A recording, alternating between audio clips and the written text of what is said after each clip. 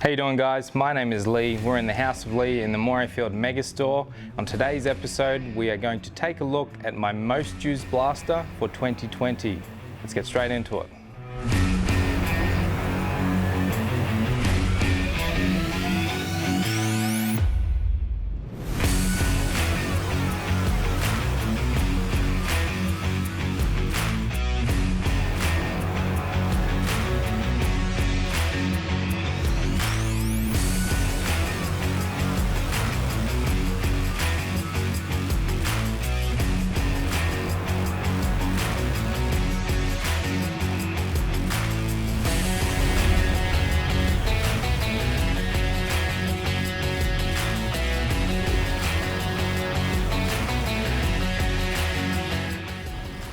Here we have it, guys, my most used blaster of 2020.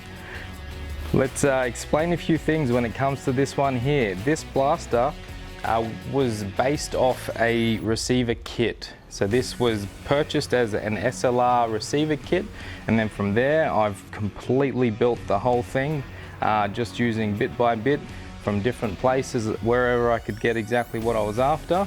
So let's go from tip to butt in a broad overview of what this blaster actually has.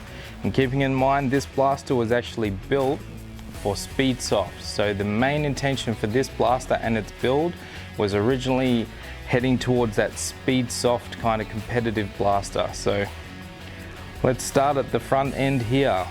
All right, we've got an amplifier set up here. This amplifier is one of my own Primal Tech Armory amplifiers. Moving backwards, we have got also a Primal Tech Armory outer barrel inside. We then have a SLR nylon handguard. Moving backwards, we've got your standard nylon SLR upper. Lower is the standard nylon SLR. Moving to the rear, we've got a QD sling mount anodized in red. Got a metal buffer tube. Moving rearwards to the PTS style stock. This one is great for actually housing the little brick style batteries in the rear end. So you can just pop that whole rear off. I have Dremeled this one out quite considerably to fit the battery in there that I like to run, but pretty cool looking stock there. Moving down, we've got aftermarket grip as well installed. I can't remember the exact style of this one, but I did like it for the when you're holding onto your blaster, peeking around and whatnot, just the texture there with your grooves for your 3 fingers was actually quite nice. So I've gone with that grip there. Moving back up towards your different accents on the actual receiver, I have changed to metal style dust cover. We do have a Retro Arms magazine release in red, just a fake little anodized red cover there for your selector. And on the left-hand side here, we do have your fake assist button here, which is Retro Arms in the red as well. We do have your fire select lever here in the red. Moving up to the rear, we also do have your charging handle here, just in the standard metal from the SLR receiver kit. Other than that, guys, we'll actually start to go through the internals of this blaster. Internally, I do have a Billet MK gearbox. It's a V2 style. I'm running a metal well style T-piece. I am running an internal barrel from Primal Tech Armory as well, one of our Type Bore Gold Series barrels. Moving backwards to the inners of the actual gearbox, this one is running a stainless cylinder with a 70% port, running an ASG M135 spring. For Speedsoft, I actually had this one running an M110 spring. We were limited to a 350 FPS, so I was sitting around that 335 to 345 with the M110. At the moment though, it is an M135 from ASG.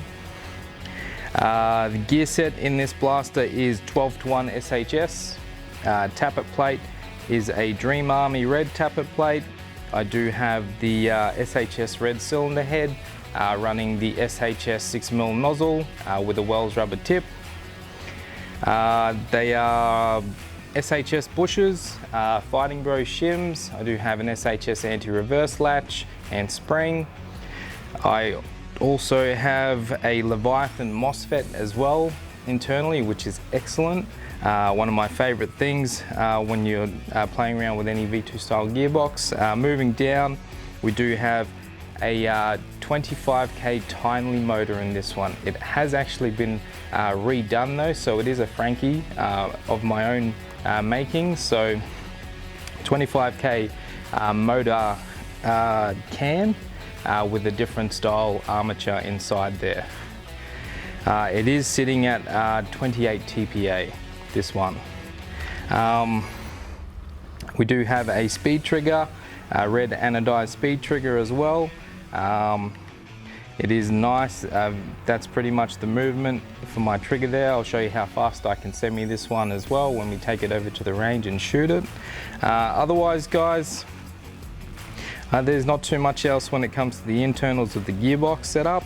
I do run this blaster on 11 volts, 11 volt LiPo, 22 at I think it's 45C. Other than that guys, the main intention again was Speedsoft, so it was for semi, not for full auto, so it's not super fast, but it is very responsive for my semi-automatic gameplay style.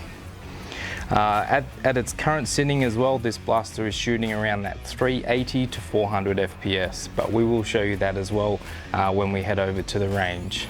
Most used blaster of 2020.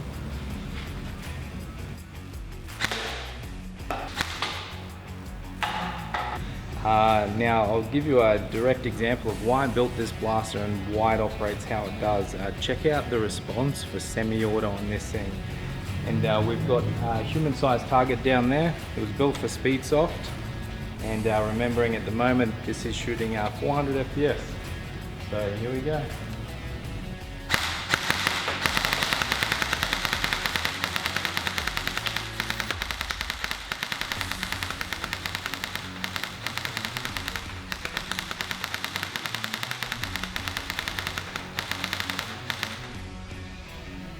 I'm pretty sure that guy, if he doesn't call his hit, he's definitely out, and hopefully one of the reps will pick it up. Now with the majority of our blasters here at M4A1, we do like to rate them over 4 different categories with a rating out of 10. We're going to wipe that out for this video. I'm just going to give it a 10 out of 10 for all 4 categories. Being my own blaster and being that I built it for myself, I think it's excellent. Of course, I'm going to be biased, so we'll just say 10 out of 10 for everything. For looks, firepower, durability, and modability, yeah, it's hitting 10 out of 10 for me on every single one. With that being said, guys, I will run you through as well a few other items that I did take with me to the Speedsoft events.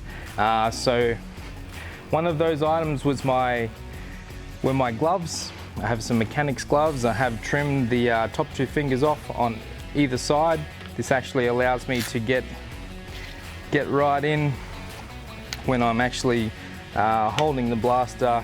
I can actually feel the trigger. It's a lot more sensitive to my fingertip compared to if I had the rest of the glove covering. So I like that with how sensitive my triggers are set up.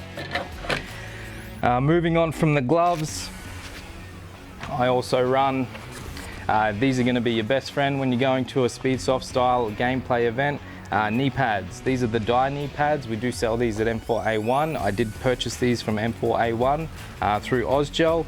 They are excellent. Get yourself some great knee pads. Next up, guys, is my actual face mask, which is a Dye i5. I absolutely love these face masks. They are the only thing that I've been able to find that does not fog for myself. I do run quite hot, and these do not fog. They're excellent. Get yourself a GoPro mount your GoPro up the top, and you can catch all of that gameplay. It's great for blowing up and watching when you get home and seeing who is calling their shots or not. And then lastly, guys, you're going to need to get yourself a chest rig or a speed belt or whatever you would like to set up. I run the Nucleus chest rig. It is a Speed QB brand.